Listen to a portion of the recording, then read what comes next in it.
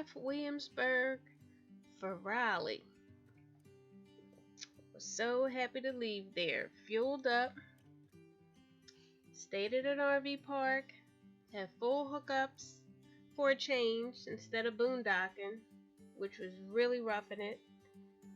Was decorated for Christmas. We took a nice walk after we had a nap. Everything was so pretty. And the next day we headed out for Myrtle Beach. Well, it was not what we expected. We stopped for gas again, and the rest is history.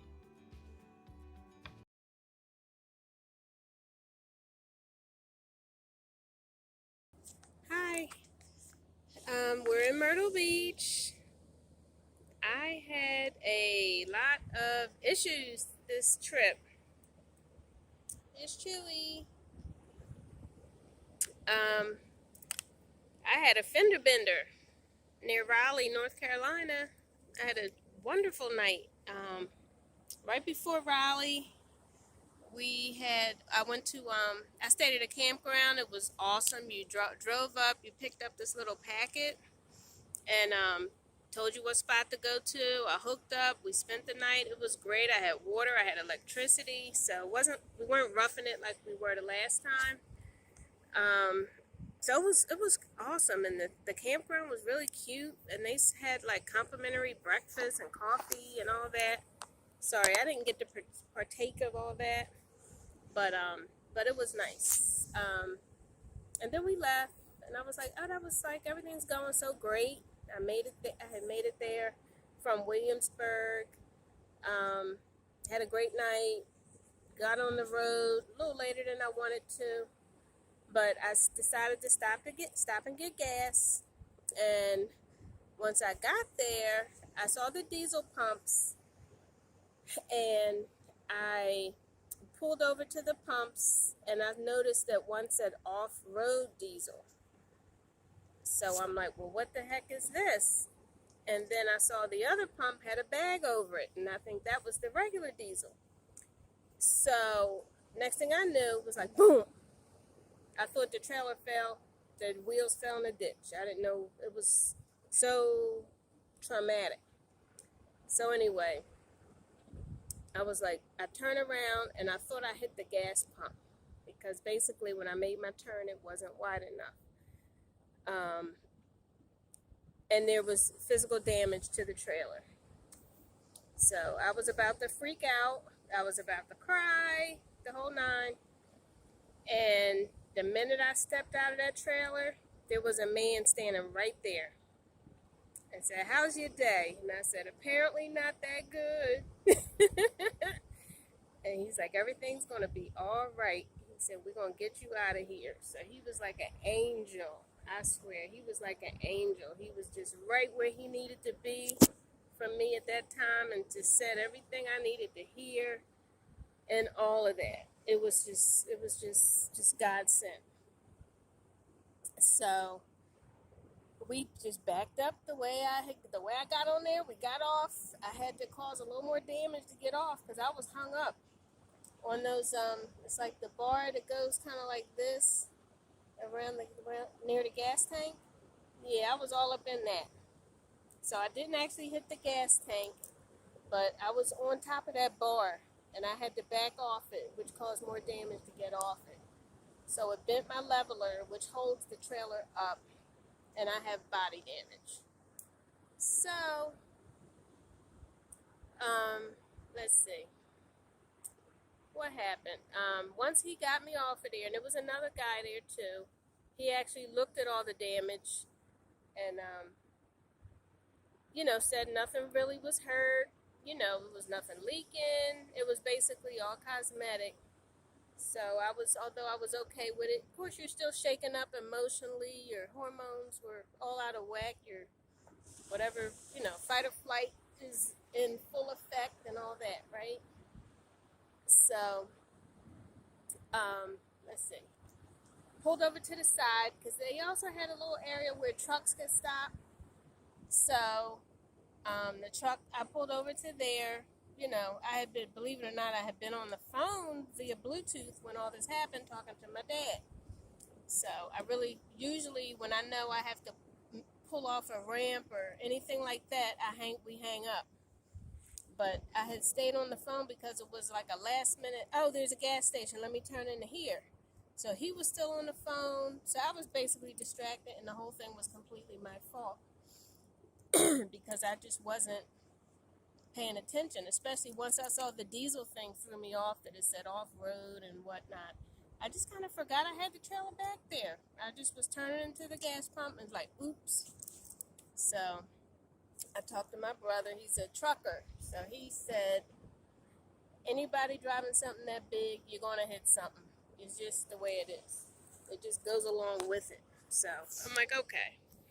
I'm sorry, y'all. I really got to get a selfie stick. Because I don't like y'all up in my face like that. I'm like, I'm going to have to start wearing some makeup and stuff. Anyway, let's see. So I finally got back on the road. You know, and when I had parked, I had called my dad, told him it was good and everything was fine and blah, blah, blah. So he felt a little bad, but, you know, it wasn't his fault. It was my fault. So anyway, got back on the road, got to Myrtle Beach. I think by the time I got here, you know, you go through traffic and whatnot, and by the time you get, I was just done. I was just completely done between the incident that happened and driving 3 hours plus to get here. By the time I got here, I pulled into the wrong lane to get into the resort. So I had to like pull off over to the side and then walk back to the office because I went through the guard station, which I wasn't supposed to do yet or something. I don't know. I didn't know what I was doing by that point. You don't really eat. Like I bought little snacks and we didn't eat all day. You're not really drinking enough because you don't want to stop and pee and stuff like that. But made it to my spot. We got hooked up. I was afraid to put the leveler down because it's 16,000 pounds holding this thing up. So, but it was only bent a little, so I knew there were 5 other levelers, and you got 2 sets of wheels. I'm gonna turn around so y'all can see the ocean. So what happened? I'm sorry. So basically, we got hooked up, and I didn't do too much with anything. I waited till that was Thursday. So Friday, I got on the phone, started making my calls, trying to figure out how I was going to deal with this situation. Let's see, what's Chewy doing back there? Okay. So anyway, I called a couple. The one place they actually came out, looked at everything. Like, you got to go to the dealership and get this taken care of. I also asked him to look at my microwave. He couldn't do nothing about that. I asked him to look at my shower door. He couldn't do nothing about that. So the only good thing is that he didn't charge me the $50 to come out and look at everything. So then I had called another place, left a message. That guy never called back.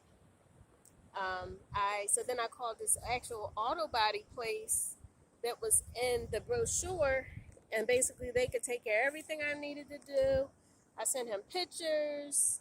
He said they were better than the pictures he normally get. So maybe I need a new profession. So anyway, I'm sorry, y'all. I'm so distracted, but I'm going to try to finish this story. I hope y'all hang in there with me. Because during this time, I am stressed the hell out, okay? I was stressed out. So, so this guy, you know, he told me they could do everything. I said, well, let me check on my insurance and whatnot and see how that works out. So I called them today, which is Saturday. And I have to call back Monday to talk to the RV appraiser or whoever, the adjuster or whatever.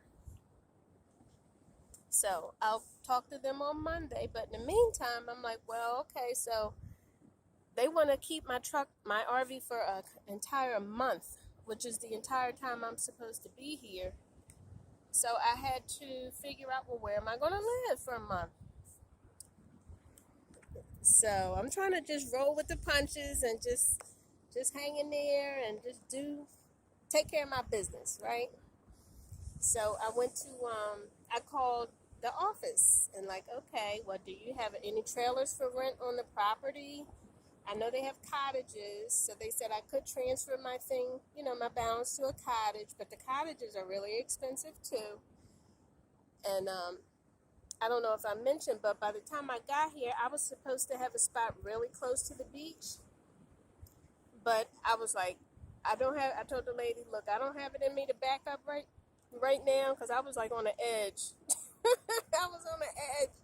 So I told her, I don't have it in me to back up right now. Do you have a pull-in spot? So I got a pull-in spot, but it's a lot further away. It's further away from the beach, but it's like a block away.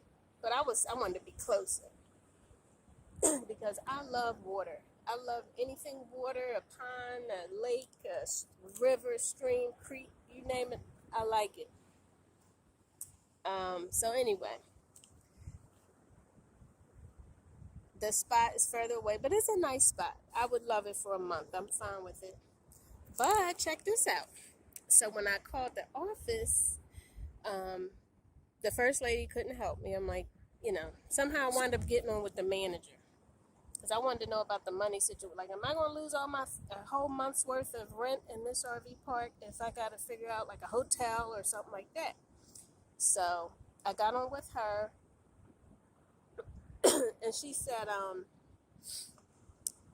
oh, we deal with this. I said, is there a way I can rent a trailer or something? Can you help me out? She said, yeah, there's a company we deal with, Camper Life RV. So I called Camper Life RV. They have a couple trailers that are really nice. One has an outdoor kitchen, so you could be outside, make your breakfast, or, make lunch, whatever. They got the refrigerator, the sink, the whole nine. So I'm like, that's cute, and especially since I'm expecting some guests right around Christmas time. So that would be the bomb. We could sit outside and cook and whatever, it'd be really fun. So anyway, so she said for $1,000, I can rent that trailer for a month. They'll bring it out here, they'll set it up, and when it's time to go, they'll come and take it away. So I'm like, okay, well, I didn't want to back into that spot that's closer to the beach before, but somebody else gonna back it up. I can switch my spot. And the manager said I could do that. That would be no problem. So yay. So it sounds like it's gonna work out. So like with everything negative, you can always get some positive out of it. I've been trying to stay positive. I know one positive was having that man right there before I even got out the truck. He was like right there to just take the reins and guide me through that situation. God, I really thank God for him. I will never forget that. Sorry, I'm getting choked up.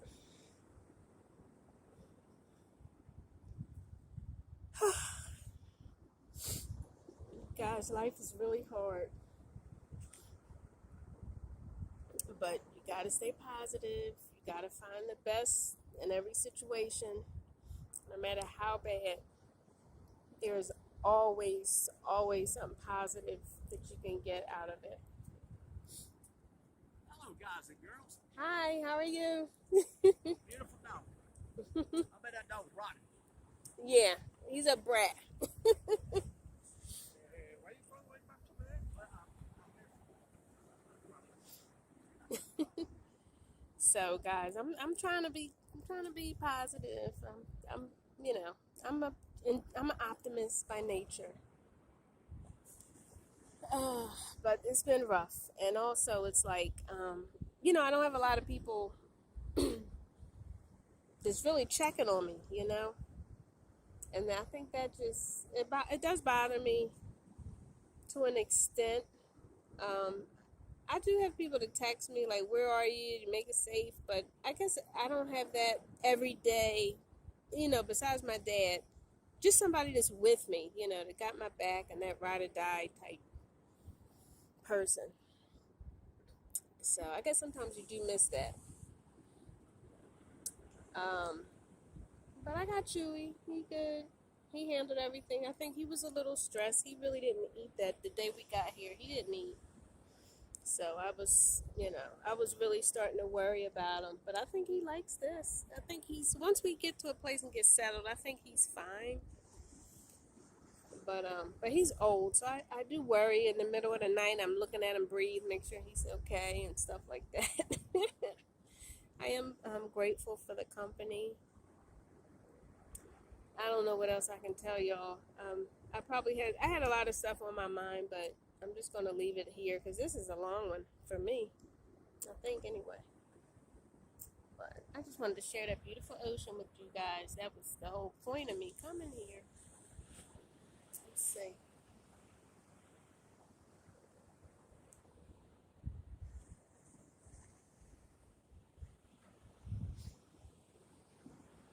So, I don't know how much y'all can see,